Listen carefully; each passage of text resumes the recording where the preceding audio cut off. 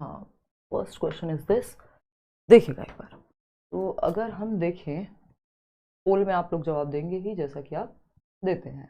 Question number 1 says which of the following, 30 question होंगे वही जैसे पेपर में आते हैं, सारे टॉपिक्स से क्वेश्चन होंगे। और तो विच of the following is an example of gross motor skills. कल आपको गर्लफ्रेंड बताया था GF, बट वो गर्लफ्रेंड नहीं होता, ग्रॉस और फाइन मोटर स्किल्स ये इसी दिशा में होती हैं। पहले ग्रॉस मोटर स्किल्स डेवलप होती हैं, बाद में फाइन मोटर स्किल्स, है ना, जिसको हम सूक्ष्म सकल या गतिक कौशल कहते हैं फाइन, और ग्रॉस है आपका, ग्रॉस मतलब बड़ा, या उसको हम कहें एक तरह से स्थूल गतिक कौशल, है ना। तो फटाफट से बताना है ग्रॉस मोटर स्किल्स कौन सी हैं इसमें, या स्थूल गाम जिसमें बड़ी मांसपेशियों का प्रयोग हो, बिग मसल्स, ग्रॉस का मतलब ये बिग, ठीक है ना, बिग मसल्स। तो बिग मसल्स का प्रयोग स्केचिंग में होता है, कल ही बताया था, स्केच बनाने में तो भाई आपकी ये उंगलियों यानी हैंड्स और आई की मसल्स का जहां प्रयोग हो वो फाइन मोटर है। तो ये क्या है, फाइन मोटर है। होल्डिंग अ नीडल, सुई जब आप पकड़ रहे हैं, सुई में धागा डाल रहे हैं, वो भी क्या है, फाइन मोटर स्किल का उदाहरण है। ठीक, वॉकिंग फास्ट, हाँ वॉकिंग तो चाहे फास्ट हो स्लो हो कुछ भी हो, आपकी आर्म्स और लेग्स की मसल्स का, बड़ी मांसपेशियों का आपके शरीर की प्रयोग हो रहा है, तो ये ग्रॉस मोटर है, स्थूल गतिक कौशल है। धागे में मोती पिरोना यानी पुटिंग बीड्स इन अ थ्रेड, उसमें भी आपकी आंखों का और हाथ के कोऑर्डिनेशन का प्रयोग होगा, है ना। जब आप लिख रहे हैं, पढ़ रहे हैं, कढ़ाई बुनाई सिलाई, आंखों में काजल लगा रहे हैं, ये सारी चीजें क्या हैं, फाइन मोटर स्किल्स का उदाहरण है। वॉकिंग फास्ट, जंपिंग, स्किपिंग यानी कूदना उछलना, तैरना, ड्राइविंग, ये सब आपके ग्रॉस मोटर का उदाहरण है। सिंपल बात। चलिए आगे बढ़ते हैं क्वेश्चन नंबर 2 पर। क्या पूछता है क्वेश्चन नंबर 2? ये कहता है proximo distal principle of development suggest that development proceeds from, यानी प्रॉक्सिमो डिस्टल जो विकास का अधोगामी सिद्धांत है ना, बताता है कि विकास किस ओर से किस तरफ बढ़ता है। इंग्लिश में जरूर चेक कर लीजिएगा, कई बार ये लोग हिंदी में ट्रांसलेशन में गड़बड़ कर देते हैं, तो वहां आपको दिक्कत आएगी। सेफेलोकॉर्डल और प्रॉक्सिमो डिस्टल कल ही पढ़े थे। सेफेल मतलब खोपड़ी होती है, प्रॉक्सिमिटी का मतलब है सेंटर से प्रॉक्सिमिटी, यानी near to far, centre to peripheries, केंद्र से सीमाओं की ओर, जो कि आप लोग जवाब दे भी रहे हैं, center to extremities, near to far, general to specific, ठीक है ना। कॉम्प्लेक्स टू सिंपल कुछ नहीं होता, सिंपल टू कॉम्प्लेक्स होता है। हेड टू टो आपका सेफेलोकॉर्डल है, कि पहले बच्चे का उसके सर पे कंट्रोल आएगा, फिर ये गर्दन पे कंट्रोल आएगा, फिर वो बैठना सीखेगा, फिर खड़े होना सीखेगा, पैरों पे कंट्रोल आएगा, वो है सेफेलोकॉर्डल। सेंटर टू एक्सट्रीमिटीज में क्या होता है, बच्चा पहले किसी चीज को, मान लीजिए बॉटल है, वो पूरे दोनों हाथों से पकड़ता था, बाहों से पकड़ता था, फिर वो उंगलियों से पकड़ने लगेगा, यानी इस पेन को पकड़ने के लिए पहले पूरी हथेली का इस्तेमाल करता था, अब सिर्फ 2 उंगलियों का इस्तेमाल करके, एक अंगूठा और एक उंगली का वो उठा सकता है, यानी सेंटर से बाहर की ओर। जो आपकी बॉडी का सेंटर है, जो आपका हार्ट है, रीढ़ की हड्डी है, फिर कंधों पे कंट्रोल, फिर आपकी इन भुजाओं पे कंट्रोल, फिर आपका ये एल्बो के बाद वाला जो पार्ट है इस पे कंट्रोल, फिर आपकी हाथों पे और फिर उंगलियों पे कंट्रोल। ठीक, तो सेंटर टू एक्सट्रीमिटीज, ये हो गया आपका अधोगामी। आते हैं क्वेश्चन नंबर 3 को, पढ़िएगा फटाफट से। क्या कहता है क्वेश्चन नंबर 3? ये कहता है which of the following are secondary agencies of socialization, यानी सामाजिकरण के द्वितीयक वाहक। सामाजिकरण का एक तो होता है प्राइमरी एजेंट्स ऑफ सोशलाइजेशन, जिसमें परिवार आता है, और बाकी जो है आपके, अगर परिवार के साथ नेबरहुड आ जाए तो वो भी प्राइमरी, लेकिन फैमिली कभी भी सेकेंडरी नहीं होगा और स्कूल कभी भी प्राइमरी नहीं होगा। तो हमें पता है स्कूल जो है वो सेकेंडरी है, बुक्स सेकेंडरी हो गई, मीडिया सेकेंडरी है, पेरेंट्स जो हैं यानी फैमिली या सिबलिंग्स वो प्राइमरी में आएंगे, जो आपके भाई बहन हैं, तो ये प्राइमरी में आएगा। पूछा क्या है, सेकेंडरी। फर्स्ट सेकंड थर्ड तीनों सही हैं, वो कहाँ मिलेंगे हमें ऑप्शन में, 4th ऑप्शन मिलेंगे, जो कि आप लोग जवाब दे रहे हैं। 74% लोग सही उत्तर यहाँ दे रहे हैं। बात ठीक है या नहीं है? बिल्कुल ठीक है। चलिए आते हैं क्वेश्चन नंबर 4 पर फटाफट से। ये पूरा आपका रिवीजन कल के जो हमने मैराथन सेशन कंटेंट किया था क्वेश्चन से, उसका पूरा रिवीजन अपने आप हो जाएगा। According to Jean Piaget's theory, यानी पियाजे की थियरी के according, Piaget's theory of cognitive development यानी संज्ञानात्मक विकास का जो सिद्धांत है पियाजे का, उसके अनुसार at which stage most children operate on operations and develop hypothetico deductive thinking. Operations का मतलब क्या है, कल भी बताया था, ऑपरेशन का मतलब होता है लॉजिक, यानी लॉजिक पे काम कर सकते हैं, एक्टिविटीज पे काम कर सकते हैं ज्यादातर बच्चे। और हाइपोथेटिको, देखो ऑपरेशन सिर्फ ऑपरेशन होता तो आंसर हो जाता कॉन्क्रीट ऑपरेशनल, क्यों? क्योंकि लॉजिक को ऑपरेशन कहा गया है पियाजे की थियरी में, लेकिन उन्होंने साथ में क्या दिया है, हाइपोथेटिको डिडक्टिव रीजनिंग, यानी जिसको हम कहते हैं अमूर्त चिंतन एक तरह से, या हम कहते हैं जिसको निगमनात्मक तार्किक चिंतन, जो इकोनॉमिस्ट लोगों में या फिर जो साइंटिस्ट में ज्यादा हायर लेवल ऑफ थिंकिंग है एक तरह से। तो ये हर किसी में तो नहीं होता, बट इस स्टेज तक आते आते मोस्ट चिल्ड्रन, तभी लिखा हुआ है मोस्ट चिल्ड्रन, हर कोई हाइपोथेटिकल डिडक्टिव रीजनिंग डेवलप कर पाए, जरूरी नहीं है। तो आंसर क्या है, फॉर्मल ऑपरेशनल। ये सीधा सा इसका मतलब है, जब भी हाइपोथेटिको लिखा हो, एब्स्ट्रैक्ट लिखा हो, एब्स्ट्रैक्ट रीजनिंग, हाइपोथेटिको, डिडक्टिव रीजनिंग, क्योंकि डिडक्टिव थॉट भी इसी में आता है। ठीक, अगर सिर्फ ऑपरेशन लिखा होता तो ये हो जाता, ऑपरेशन से पहले लिखा होता तो ये हो जाता, सेंसस की बात करेगा तो सेंसरी मोटर। तो फोर्थ ऑप्शन सही है। क्वेश्चन नंबर 5 देखिएगा फटाफट से। क्वेश्चन नंबर 5 क्या कहता है, आज कम समय में करेंगे, इसको बिल्कुल टेस्ट की तरह लेना है। Gene पियाजे gave importance to dash in the process of learning. पियाजे ने अधिगम की प्रक्रिया में किसे महत्व दिया है, बताइए। रेडीनेस टू लर्न, या फिर नेगेटिव रीइंफोर्समेंट, कॉम्पिटिटिव फीलिंग्स या फंक्शनल फिक्सनेस। देखिए पियाजे बच्चे को सक्रिय रखने की बात करते हैं, ये हमें और आपको सबको पता है अब तो, है ना। आज बस ज्यादा से ज्यादा क्वेश्चन कराइए, कल तो डिटेल में पढ़ लिए हैं, ठीक है राशिद, स्पीड पकड़ते हैं। तो अगर हम बात करें, हमें पता है पियाजे, देखिए कभी भी पियाजे की, वाइगॉस्की की, ये बात मैं कल बताना भूल गई थी, वैसे क्वेश्चंस में कई बार बता चुकी हूँ। कंस्ट्रक्टिविस्ट लोगों की जब भी बात होती है, रचनावादी लोगों की, वो मीनिंग मेकिंग की बात करते हैं, यानी अर्थ निर्माण की बात करेंगे, बच्चों को एक्टिव रखने की बात करेंगे, और वो कभी भी रिवॉर्ड और पनिशमेंट की बात नहीं करेंगे। पूरे पेपर में रिवॉर्ड पनिशमेंट से बचना है आपको, ये नेगेटिव है। तो नेगेटिव, एक पॉजिटिव नेगेटिव वर्ड्स का भी एक सेशन होगा कल, आपकी हिंदी की मैराथन है, हिंदी पेडागोजी की, ठीक है। तो रीइंफोर्समेंट की बात पियाजे नहीं करेंगे, कंपटीशन की, फंक्शनल फिक्सनेस तो प्रॉब्लम होती है कि आप किसी समस्या को एक ही ढंग से सॉल्व करें, वो तो लर्निंग में एक समस्या है एक तरह से। Readiness to learn, readiness to learn क्या, सीखने के लिए तत्परता। इस रेडीनेस का मतलब क्या है, एक थॉर्नडाइक है जो कहते हैं, आपके सिलेबस में नहीं है बट कभी पूछ ले तो, वो है लॉ ऑफ रेडीनेस, उनका तत्परता का सिद्धांत, कि बच्चा तैयार नहीं होगा तब तक सीखेगा नहीं। लेकिन इनका रेडीनेस टू लर्न का मतलब है कि वो मैच्योर है कि नहीं है, अपनी एज के अनुसार किसी कंटेंट को सीखने के लिए रेडी है कि नहीं है। तो ये जेनेटिक्स की बात करते हैं जब ये रेडीनेस टू लर्न की बात करते हैं पियाजे, ठीक है ना। तो फर्स्ट ऑप्शन। आगे बढ़ते हैं, क्वेश्चन नंबर 6 की देखते हैं, फटाफट से जवाब देना। देखना एक बार, गले में और थोड़ा आंखों में जलना, बाकी कोई दिक्कत नहीं है। देखो फटाफट से, Amarjeet considers rules as fixed and advocates that everyone should follow rules irrespective of their personal situations। यानी अमरजीत नियमों को स्थिर मानते हैं, फिक्स्ड मानते हैं, इस बात की अनुशंसा करती है कि सभी को इन नियमों का अनुसरण करना चाहिए। कल भी डिस्कस किया था, rules are rules, rules are fixed, rules are absolute. किस स्टेज में, 4th स्टेज में, ठीक। कोलबर्ग की, according to Lawrence Kohlberg's theory of moral development, at which stage Amarjeet is at present, 4th stage.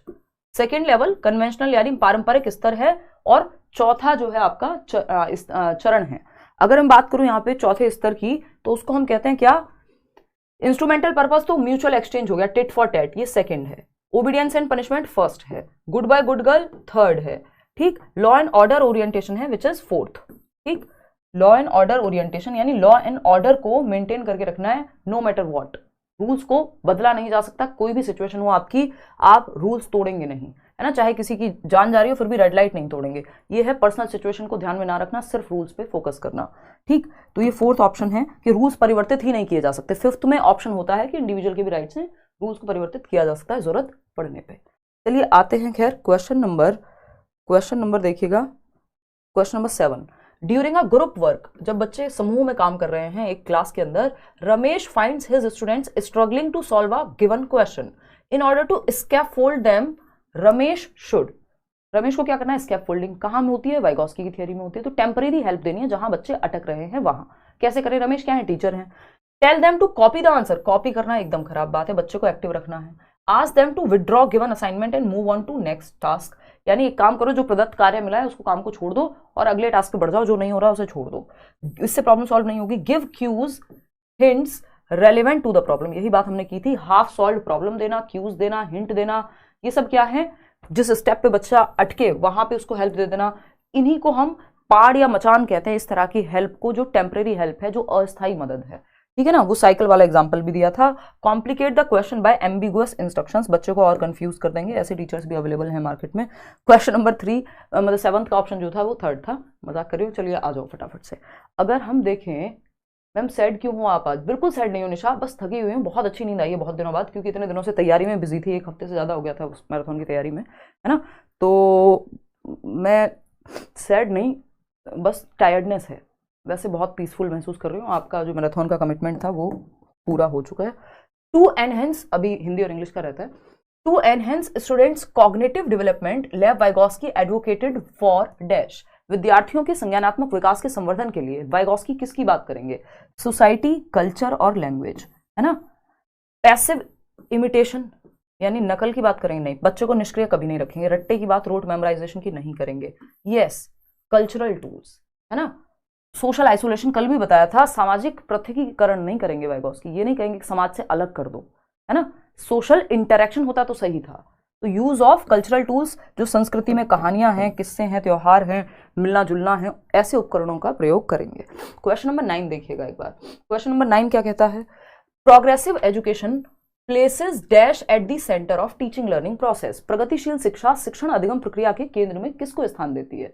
प्रगतिशील शिक्षा क्या है? लर्निंग बाय डूइंग, करके सीखना, बच्चे को एक्टिव रखना। कौन कहता है? जॉन डूई कहते हैं, ठीक है ना, जॉन डीवी जिनको हम कह देते हैं। लर्निंग बाय डूइंग, जो हम कल चाइल्ड सेंटर्ड और प्रोग्रेसिव एजुकेशन की बात कर रहे थे कि लर्निंग जो है प्रेजेंट लाइफ के लिए होनी चाहिए, बच्चा एक्टिव होना चाहिए, सोशल कॉन्टेक्स्ट में होनी चाहिए, प्रॉब्लम सॉल्वर बने बच्चा, ये सारी कम्युनिटी के लिए प्रॉब्लम सॉल्व करे, ये सारी प्रोग्रेसिव एजुकेशन के लक्षण हैं।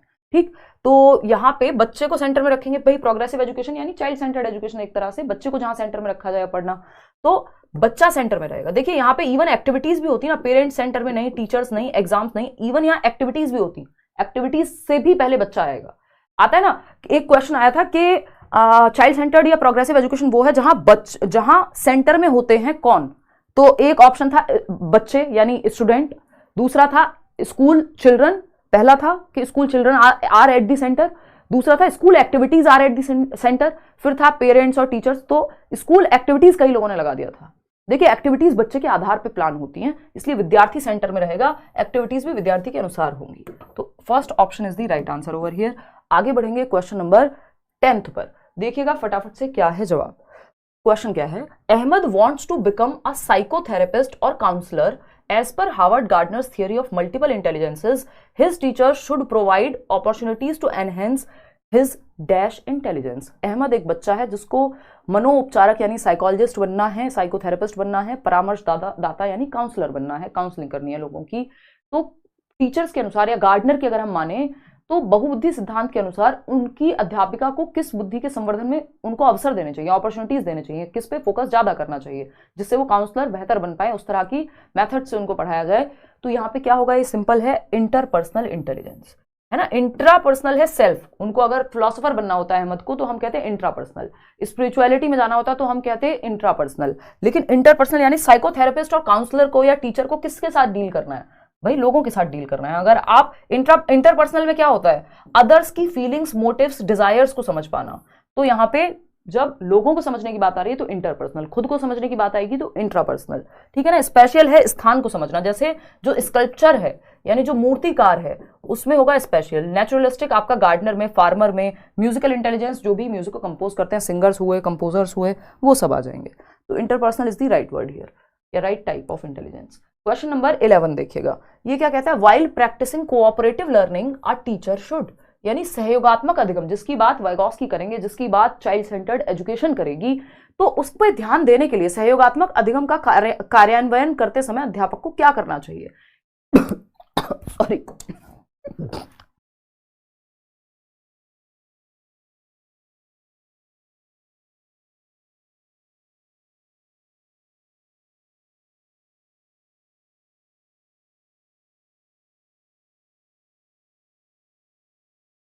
पोल सही नहीं आ रहा है, कोई बात नहीं, मैनेज कर लो यार। वो आपका नेट में भी थोड़ी बहुत दिक्कत हो सकती है, इस वजह से आगे पीछे दिख रहा होगा शायद, एक बार चेक कर लेना। यहाँ से तो ओके है। आज यार गले में दिक्कत हो गई है, आज गर्म पानी से थोड़ा सा ध्यान रखूंगी। लगातार बोलने से ना, कल मैराथन जो है इतना बड़ा था। देखिएगा एक बार, हाँ बहुत बढ़िया एवाईसी, बहुत बढ़िया कह रहे हैं, दोनों पेपर क्लियर किया पिछली बार। चलिए आ जाइए, अगर हम क्वेश्चन नंबर 11 की बात करें, वाइल प्रैक्टिसिंग कोऑपरेटिव लर्निंग यानी सहयोगात्मक अधिगम का जब हम प्रैक्टिस कर रहे हैं तो क्या करें? बच्चों को एक्टिव रखेंगे, सेम एबिलिटी बेस्ड ग्रुप नहीं, मिक्स्ड एबिलिटी, क्योंकि सेम एबिलिटी सारे बच्चे मैथ्स में ही अच्छे हैं यदि, तो अगर किसी को लैंग्वेज में दिक्कत होगी तो कौन हेल्प करेगा? तो कल भी बात की थी मैंने, हेट्रोजेनस ग्रुपिंग करनी है अगर करनी पड़े तो। हेट्रोजेनस क्या होता है? मिक्स्ड एबिलिटी ग्रुपिंग, जिसमें अलग अलग एबिलिटी वाले बच्चे हों, विषम समूह। Instruct students to follow only prescribed procedure, जी नहीं। रेस्ट्रिक्ट यूज ऑफ डिस्कशन, नहीं, सॉरी, बच्चे को तो हमें एक्टिव रखना है। Make groups of diverse learners. ये बात एकदम सही है कि अगर आप कोऑपरेटिव लर्निंग की बात कर रहे हैं तो विभिन्न क्षमताओं वाले बच्चों को एक ग्रुप में रखिए, जिससे क्या होगा कि अलग अलग बच्चे एक दूसरे से डिफरेंट डिफरेंट स्किल्स सीख पाएंगे। जो मैथ्स में दिक्कत आती है जिसको, वो दूसरे बच्चे से मैथ्स सीख पाएगा, जो मैथ्स में अच्छा है वो दूसरे से लैंग्वेज सीख पाएगा। In a classroom discussion on cricket, cricket पे एक चर्चा हो रही है क्लासरूम में। A teacher is giving more chances to boys than girls, by doing so he is. यानी जब क्रिकेट पे चर्चा हो रही है क्लासरूम में, तो एक टीचर हैं जो लड़कों को ज्यादा प्रेफरेंस दे रहे हैं डिस्कशन में, चर्चा में लड़कों को ज्यादा जवाब देने के ऑप्शन दे रहे हैं, लड़कियों को कम, क्योंकि उन्हें लगता है कि क्रिकेट जो है लड़कों को ही पता होगा, उसके बारे में ज्यादा इंटरेस्ट लड़कों का ही होगा। अब ऐसा हो भी सकता है, लेकिन उसका रीजन क्या होगा, क्योंकि हमने सोसाइटी में ऐसे ही चीजें चली आ रही हैं, वो भी एक स्टीरियोटाइप है। तो इसका मतलब ये नहीं है कि हम पार्टिसिपेट करने का मौका ना दे लड़कियों को। तो अगर किसी भी एक जेंडर को प्रेफरेंस दी जा रही है किसी भी एक्टिविटी में, अगर डांस या म्यूजिक में लड़कियों को प्रेफरेंस दे, तो वो जेंडर बायसनेस है, जेंडर स्टीरियोटाइप है एक तरह का। स्टीरियोटाइप में बायसनेस अपने आप छिपी हुई होती है। दोनों में से एक ही ऑप्शन मिलेगा ऐसे ऑप्शन में आपको, कॉम्बैटिंग स्टीरियोटाइप थ्रेट। भाई रूढ़िबद्ध धारणा को चुनौती दे रहे हैं वो। अगर लड़कियों को प्रेफरेंस दे रहे होते क्रिकेट में तब हम मान सकते थे, क्योंकि उसमें क्या होता, एक तरह से आप जेंडर स्टीरियोटाइप को चैलेंज कर रहे हैं। जो फील्ड माना जाता है कि स्टीरियोटिपिकल मैन के लिए है, उसमें अगर आप फीमेल्स को भी ऑप्शन दे रहे हैं ज्यादा, तो वो इक्विटी का उदाहरण होता, जो कि यहां है नहीं। प्रैक्टिसिंग जेंडर बायस, बिल्कुल सही बात है। पक्षपात, किसी एक पक्ष में झुके हुए हैं, पूर्वाग्रहों का पालन कर रहे हैं, सिंपल बात। फिर क्या है, एंश्योरिंग जेंडर इक्वालिटी, कोई इक्वालिटी का उन्होंने ध्यान नहीं रखा जब एक को प्रेफरेंस दे रहे हैं। ब्रेकिंग जेंडर स्टीरियोटाइप्स, कोई जेंडर स्टीरियोटाइप को ब्रेक नहीं कर रहे हैं, बढ़ावा दे रहे हैं, प्रमोट कर रहे हैं, प्रमोटिंग जेंडर स्टीरियोटाइप। ये सही होता अगर होता तो। चलिए आगे बढ़ते हैं क्वेश्चन नंबर 13 पे, तो फटाफट से बताइएगा और फिर हम आगे बढ़ेंगे। कल के सेशन में मजा आया, लेकिन पता नहीं लगा 6:30 घंटे का। शुरुआत में तो दिक्कत हुई, वो ढोल वोल बजने लग गए थे जब, है ना। जो लोग सुबह तक जगे रहे भाई, मतलब रात तक लास्ट तक रुके रहे, उनकी बहुत ही ज़्यादा प्रशंसा करनी पड़ेगी हमें। चलिए आ जाइए आप फटाफट से, समझते हैं कहानी क्या है। देखना एक बार, अगर हम बात करें यहाँ पे 47% लोग सेंटर नहीं दिखा रहा, क्या करें। सेंटर अभी आ जाएगा ना, अभी एडमिट कार्ड फाइनल थोड़ी आ गया होगा। देखो एक बार, अगर हम बात करें 13th का सेकंड कह रहे हैं ज्यादातर लोग, चलिए देखते हैं। In a class of diverse learners या वेरीड लर्नर्स, जहां विभिन्न या विविध पृष्ठभूमि से आने वाले शिक्षार्थी हैं, तो वहां पे टीचर को क्या करना चाहिए, सबको साथ लेके चलना है। Group students based on their performance in exams, जो फर्स्ट आ रहा है उसको अलग ये नहीं करना, रैंक नहीं करना, लेबल नहीं करना बच्चे को। Set and maintain expectations of success from all, सभी से सफलता की अपेक्षाएं करनी एवं बनाए रखना, यानी टीचर की एक्सपेक्टेशन पॉजिटिव होनी चाहिए बच्चे से, क्योंकि टीचर की एक्सपेक्टेशन का प्रभाव बच्चे की लर्निंग पे पड़ेगा। तो आपको ये नहीं मानना कि कोई एक धर्म से, एक जाति से, एक समूह से आ रहा है तो वो नहीं सीख पाएगा। सभी से सफलता की अपेक्षाएं कि हर बच्चा सक्सेसफुल या सक्सेस पा सकता है एग्जाम में, ओवरऑल सीखने में, लाइफ में सीख सकता है हर बच्चा। तो आप एक तो set and maintain expectations of success from all. अब सक्सेस सबके लिए डिफरेंट हो सकती है, इसका मतलब ये नहीं सब फर्स्ट आएंगे।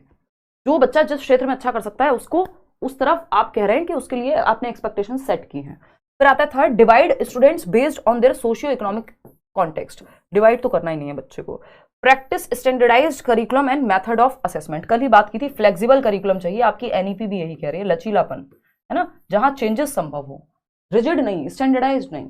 ठीक, तो ऑप्शन जो है वो बी ही सही है, आप लोग जवाब दे भी रहे हैं। क्वेश्चन नंबर 14 देखिएगा फटाफट से। फॉर्मेटिव असेसमेंट यानी रचनात्मक आकलन, एक है समेटिव असेसमेंट, है ना, जो at the end of the term होगा, या तो हाफ ईयरली, ईयरली, है ना, एविडेंस जजमेंट, इन सब के लिए होता है। फॉर्मेटिव जो है, फॉर्मेटिव असेसमेंट किसके बेसिस पे होगा, रचनात्मक आकलन एक्टिविटीज बेस्ड होगा, only at the beginning of the session, नहीं throughout the session for all students, बिल्कुल during the teaching learning process, साल भर जो है कंटिन्यूटी में फॉर्मेटिव असेसमेंट चलेगा सभी विद्यार्थियों के लिए पूरे सत्र के दौरान। कभी FA1 हो रहा है, कभी FA2, कभी कोई एक्टिविटी, ठीक है ना। एंड में तो SA होगा, एंड में या टर्म एंड हो या ईयर एंड हो, only for students facing learning challenges नहीं। तो B option is the right answer, सभी के लिए होगा, सभी के बारे में पता लगेगा। क्वेश्चन नंबर 15 देखिएगा फटाफट से, ये क्या कहता है भाई। क्वेश्चन नंबर 15 है, which of the following question will promote critical thinking among students, यानी समालोचनात्मक चिंतन पे इस तरह के क्वेश्चन अब पूछे जाने लग गए, डायरेक्ट नहीं पूछता कई बार कि क्रिटिकल थिंकिंग का मतलब बताओ। आपको 4 क्वेश्चन देगा और कहेगा पहचानो इनमें से कौन सा क्रिटिकल थिंकिंग को रिफ्लेक्ट करता है, यानी दर्शाता है। तो समालोचनात्मक चिंतन को समुन्नत करेगा कौन सा option, what is the capital of Sri Lanka. देखिए समालोचनात्मक चिंतन में, क्रिटिकल थिंकिंग में डाइवर्जेंट थिंकिंग भी लगेगी, आपका क्या कहेंगे उसको, रिफ्लेक्टिव थिंकिंग भी लगेगी, आपकी एनालिसिस भी लगेगा, सिंथेसिस भी लगेगा। तो क्रिटिकल थिंकिंग में बहुत सारी, मेटाकॉग्निशन भी लगेगा, बहुत सारी चीजें इसमें इन्वॉल्व होती हैं। ऐसा नहीं हो सकता कि वन वर्ड आंसर को हम क्रिटिकल थिंकिंग कह दें। ये तो रटंत विद्या या रिकॉल बेस्ड है कि बच्चे की मेमोरी के आधार पे वो बता देगा कैपिटल क्या है ना। कोलालंपुर है ना शायद, है श्रीलंका कैपिटल, श्री जयवर्धनेपुरा। अच्छा मैं गलत बोल देती, ठीक है। चलो, when is teacher day celebrated in India? आज राहुल है, निशा नहीं है। निशा चक्कर खा सकती थी इस क्वेश्चन पे। देखो एक बार, व्हेन इज निशा कहती क्या हो गया तुम्हें, इस तरह के सवाल नहीं पूछोगी। देखो एक बार, हाँ वो कोलालंपुर थोड़ा फेमस शहर है शायद, इसलिए मेरे दिमाग में रह गया होगा। भारत में अध्यापक दिवस कब मनाया जाता है? When is teacher day celebrated in India? तो ये भी आप बता दोगे यार, 5 सितंबर को मनाते हैं। तो ये वन वर्ड हो गया, ये भी रिकॉल बेस्ड है, इसमें थिंकिंग कहाँ लगी, ठीक है ना। अगर हम बात करते हैं नेक्स्ट क्वेश्चन की, जो कि थर्ड है, which is the largest city in Asia? अब ये भी रिकॉल या मेमोरी बेस्ड जवाब है, ठीक है ना। अगर हम बात करें फोर्थ ऑप्शन की, how would you resolve water crisis in your city? आप अपने शहर में पानी की कमी की समस्या किस प्रकार सुलझाएंगे? तो प्रॉब्लम सॉल्विंग में क्रिटिकल थिंकिंग काम आती है ना।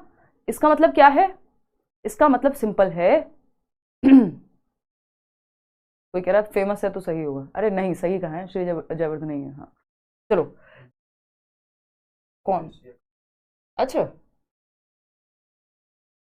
Okay now I got it, ठीक है। चलो हाँ, वो मलेशिया की कैपिटल है भाई। कोई तो था वहां मेरा कोई फ्रेंड, इस चक्कर में मेरे को याद रह गया, वो गलती से गलत याद रह गया, मिक्स हो गई मेमोरी, ठीक है। चलो आते हैं, how would you resolve water crisis in your city? आप अपने शहर में पानी की कमी की समस्या किस प्रकार सुलझाएंगे? आ जाते हैं, कोई बात नहीं। कोलंबो कह रहे हैं लोग, पहले थी, चलो कोई बात नहीं, आ जाओ।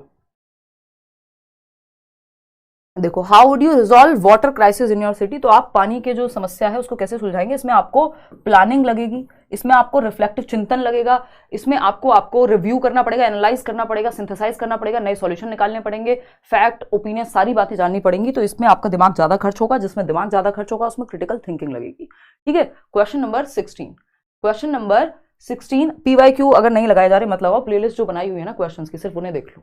मैंने प्रॉपर पिछले साल की भी अलग अलग टॉपिक वाइज भी प्लेलिस्ट बनाई हुई है, इस बार भी जो भी मैं करा रही हूँ वो देख लो।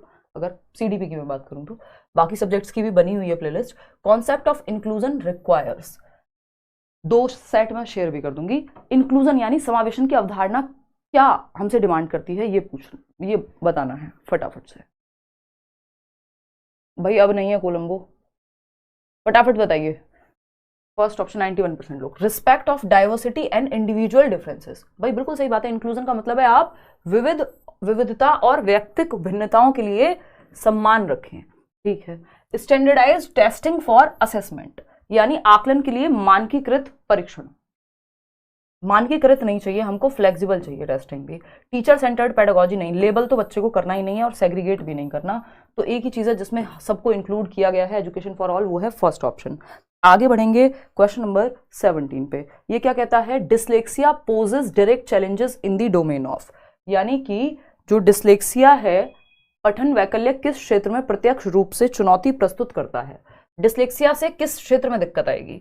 इमोशनल रेगुलेशन में, बॉडी कोऑर्डिनेशन में। बॉडी कोऑर्डिनेशन में दिक्कत आएगी डिस्प्रैक्सिया से, क्योंकि मोटर स्किल्स, बेसिकली बॉडी भी नहीं, मोटर स्किल्स। बॉडी कोऑर्डिनेशन तो हो सकता है कि आपका लोकोमोटर भी हो जाए, वो डिपेंड करेगा क्या पूछा है। सोशल इंटरेक्शन में ऑटिज्म से दिक्कत आएगी, या हियरिंग इंपेयर्ड बच्चा है तो दिक्कत आएगी। कॉम्प्रिहेंशन ऑफ रिटन टेक्स्ट, हाँ ये बात एकदम सही है, लिखित विषय वस्तु के बोध में, लिखी हुई वस्तु को पढ़ने में। इसका मतलब क्या हुआ? लिखित विषय वस्तु के बोध में, यानी लिखी, ये नहीं है लिखने में दिक्कत आएगी, इन्होंने कहा है कि पढ़ने में दिक्कत आएगी, जो लिखित चीज है उसको समझने में दिक्कत आएगी, इसका मतलब रीडिंग में दिक्कत आएगी। तो न्यूरोलॉजिकल प्रॉब्लम है जिसमें रीडिंग में दिक्कत आएगी। इमोशनल रेगुलेशन आपका डिफरेंट चीजों में आ जाएगा, जैसे ऑटिज्म में भी इमोशनल रेगुलेशन में दिक्कत आती है। अब आ गया ऑटिज्म का एक क्वेश्चन, अच्छा क्वेश्चन है, ध्यान से सॉल्व कीजिएगा। अगर हम बात करें क्वेश्चन नंबर 18 की, while students with autism faces several challenges in certain domains, they have strength dash which can be utilized by the teacher in teaching learning process. स्वलीनता ऑटिज्म से ग्रस्त विद्यार्थी हालांकि कुछ क्षेत्रों में विभिन्न चुनौतियों का सामना करते हैं, लेकिन उनके पास डैश का मजबूत पक्ष भी है, अध्यापक जिसका इस्तेमाल शिक्षण और अधिगम प्रक्रिया में कर सकते हैं। फटाफट से बताइए क्या जवाब होगा। बताओ जल्दी, अब देखना इसमें घूम गए आप लोग, है ना। देखो कुछ क्वेश्चन जिनको शुरुआत में आसान लग रहे थे वो बैलेंस्ड पेपर मिलेगा, सेट ही पूरा ऐसे ही उठाया हुआ है, बैलेंस्ड मिलेगा। कुछ क्वेश्चन इजी लगेंगे, कुछ हाँ, लेकिन इसमें एक पक्ष की वजह से थोड़ा सा इजी लगेगा क्योंकि इसमें असर्शन और रीजनिंग आज मैंने शामिल नहीं है। देखिएगा क्वेश्चन नंबर 3 देखिएगा, 28% लोग कह रहे हैं, चलिए समझते हैं। स्वालीनता ऑटिज्म से ग्रस्त विद्यार्थी हालांकि कुछ क्षेत्रों में विभिन्न चुनौतियों का सामना करते हैं, लेकिन उनके पास डैश का मजबूत पक्ष भी है। यानी मजबूती किसमें होती है, स्ट्रेंथ क्या है ऑटिस्टिक बच्चे की, फटाफट से देखना है।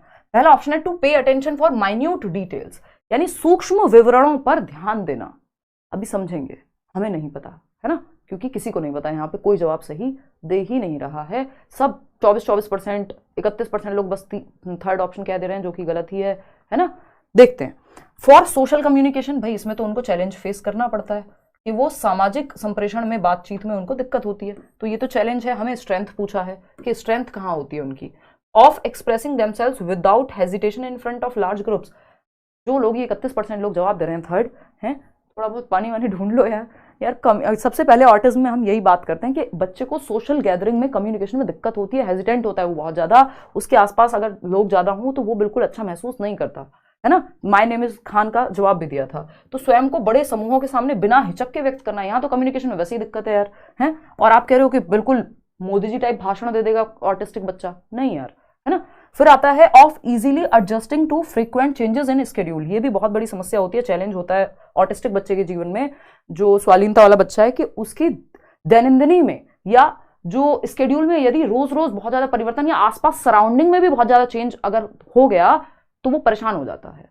क्योंकि एडीएचडी नहीं है ये कि ध्यान लगाने में दिक्कत है, ऑटिस्टिक बच्चे कई बार बहुत, मतलब ऐसा नहीं है कि दिमाग की कमी नहीं है, लेकिन ये जो बार बार अगर फ्रिक्वेंट चेंजेस हैं, चाहे वो स्केड्यूल में हो, चाहे दिनचर्या में हो, चाहे आसपास की सराउंडिंग में हो, तो वो उससे दिक्कत में आ जाता है। इसका मतलब क्या हुआ, स्ट्रेंथ एक ही बचती है कि to pay attention for minute details. भाई जब हम ये कहते हैं, ये आपका कॉमन सेंस वाला क्वेश्चन था, कि जब हम ये कहते हैं कि जो ऑटिस्टिक बच्चा है अगर उसकी सराउंडिंग में कुछ भी चेंज होता है तो वो परेशान हो जाता है। इस रूम में आपने ये चीज यहां से उठा के वहां रख दी या पूरा चेंज कर दिया, वो कंफर्टेबल महसूस नहीं करेगा। इसका मतलब क्या हुआ, इसका मतलब कहीं ना कहीं ये हुआ कि माइन्यूट डिटेल पे भी फोकस है बच्चे का, है ना। वो ध्यान देते हैं, वो ओवर उनको परेशान कर रही हैं चीजें, एक तरह से हर चीज पे ध्यान है, ये मान लो आप। तो minute, to pay attention for minute details, सूक्ष्म विवरणों पे भी ध्यान देने की जो प्रॉब्लम है उसकी वजह से, मतलब ये एक्सेसिव हो जाती है तो वो, हाँ मोए मोए हो गया ना, हाँ, तो ये एक्सेसिव के ज्यादा ध्यान देते हैं हर चीज पे, इसीलिए तो आसपास सराउंडिंग में चेंज है, स्केड्यूल में चेंज है, या लोग अगर दिख रहे हैं तो वो ज्यादा ओवरवेल्म महसूस करेगा, बातचीत या दिक्कत होती है उसको एडजस्ट करने में। तो ये एक तरह का एक क्या कहेंगे, बेनिफिट या कह लीजिए एक स्ट्रेंथ है ऑटिस्टिक बच्चे की, कि वो ध्यान माइन्यूट डिटेल पे भी दे पाता है ना, छोटी से छोटी डिटेल पे भी ध्यान होता है। एडीएचडी में उल्टा है। चलिए क्वेश्चन नंबर 19 देखिए, वहां ध्यान टिकाना मुश्किल होता है। क्वेश्चन नंबर 19 देखिएगा, Which of the following mode should be avoided while teaching students with visual impairment? यानी कौन से मोड को हम अवॉइड करें जब हम दृष्टिबाधित बच्चों के साथ डील कर रहे हैं जिनको देखने में समस्या है। पहला ऑप्शन है verbally explaining the content written on board, यानी शामपट पर लिखित विषय वस्तु की मौखिक रूप से व्याख्या करना, यानी जो ब्लैक बोर्ड पे लिखा है उसको वर्बली एक्सप्लेन कर दो, ये तो अच्छी बात है। जो बच्चे को दिखाई देने में समस्या है, विजुअली इंपेयर्ड है, उसको मदद मिल जाएगी, है ना। कई लर्नर्स होते हैं जो अपने यहाँ भी कमेंट आता है कई बार कि हम मतलब विजुअली इंपेयर्ड हैं, तो आप जब क्वेश्चन लिखा है तो ये मत कहो कि पोल दे दो और खुद बताओ, पहले साथ साथ पढ़ भी दिया करो। तो अगर आप पढ़ देंगे तो उसको देखने में दिक्कत है तो वो सुन के समझ जाएगा बच्चा। प्रोवाइडिंग टैक्टाइल मैप्स, यानी टच एंड फील वाले मैप्स, ब्रेल लिपि टाइप की चीजें जिसको स्पर्श किया जा सके, नुकीली मतलब वैसी चीजें जो जिनको टच फील किया जा सके, नुकीली कह लो कई बार, लेकिन वो ज्यादा शार्प नहीं होना चाहिए। तो ये क्या होगा, स्पर्शग्राही मानचित्र, हाँ वो टच और फील करके समझ जाएंगे, टैक्टाइल मटेरियल कल भी बात की थी। Allowing use of assistive devices, devices कुछ भी हो सकते हैं, चाहे वो आपका कि जैसे फोन में एक तरह का असिस्टिव डिवाइस है कि आप बोल करके सर्च कर सकते हैं वो लोग जिनको देखने में दिक्कत है, तो जो भी हेल्पफुल डिवाइसेस हैं। Using written test to assess learning, ये सबसे बड़ी प्रॉब्लम है, जिस बच्चे को देखने में दिक्कत है उसके लिए आप अधिगम के आकलन के लिए लिखित परीक्षण लेना उससे, क्योंकि उसको देखने में तो दिक्कत है, अब आप उससे लिखवा रहे हैं तो वो दिक्कत वाली बात हो गई। आगे बढ़ते हैं, आप ओरल क्वेश्चन पूछ लीजिए, कोई और तरीका अपना लीजिए। क्वेश्चन नंबर 20 देखिएगा, ये कहता है which of the following is not a characteristic of students with giftedness. Giftedness की 3 विशेषताएं आपको बताई थी, और हाई आईक्यू होता है 120 प्लस आईक्यू होगा कम से कम भी, वैसे तो होता है 140 130 प्लस, लेकिन इंडियन कॉन्टेक्स्ट में कई बार 120 प्लस को भी हम कह देते हैं। तो अगर हम देखें प्रतिभाशाली विद्यार्थी नहीं है, not above average intelligence level, हाँ अबव एवरेज एबिलिटी, एसीसी याद होगा आपको, एसीसी सीमेंट का उदाहरण देती हूं मैं बहुत बार। Higher order problem solving skills, इस पे भी हमने बात की थी कि HOTS HOTS higher order thinking skills वाले क्वेश्चन ही सॉल्व कर लेते हैं जिसमें दिमाग ज्यादा खर्च होता है क्योंकि इनकी मेंटल एबिलिटी ज्यादा होती है। हाई मोटिवेशन तो डिफिकल्ट टास्क भी कर पाते हैं। High motivation to master skills, commitment का लेवल उसी को मोटिवेशन कहते हैं। अबव या high ability, high creativity, high commitment, जब तक तोड़ेंगे नहीं तब तक छोड़ेंगे नहीं। तो कमिटमेंट मतलब मोटिवेशन ज्यादा है तभी तो कमिटेड हैं। स्लो इन प्रोसेसिंग इन्फॉर्मेशन, ये गड़बड़ है क्योंकि ये तो फास्ट होते हैं इन्फॉर्मेशन को प्रोसेस करने में, तो जल्दी सीख जाते हैं, इसीलिए तो ये बोर हो जाते हैं अगर सही से चैलेंजिंग टास्क ना मिले तो।